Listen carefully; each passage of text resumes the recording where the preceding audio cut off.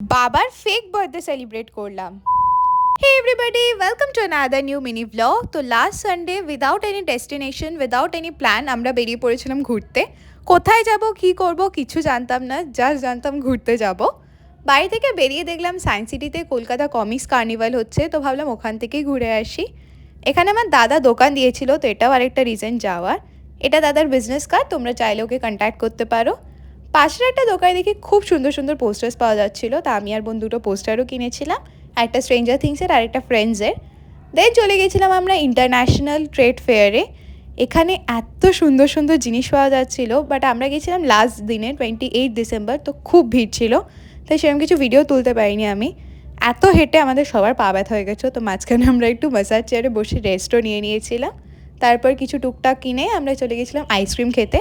আরও কিছু খাওয়ার ইচ্ছে ছিল, বাট সেরকম কিছুই পছন্দ হলো না এখান থেকে। দেন গাড়িতে বসে পিসি কেক এনেছিল, তো ভাবলাম বাবার আজকে যেহেতু ফেসবুকের ফেক বার্থডে, তো বাবাকে দিয়ে কেকটা কাটাবো।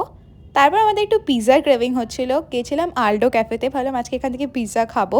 বাট এখানে প্রচুর ভিড় ছিল, আমরা অলমোস্ট আই থিঙ্ক 45 মিনিটস মতন ওয়েট করেছিলাম, বাট স্টিল ভেতরে জায়গা পাইনি বসার।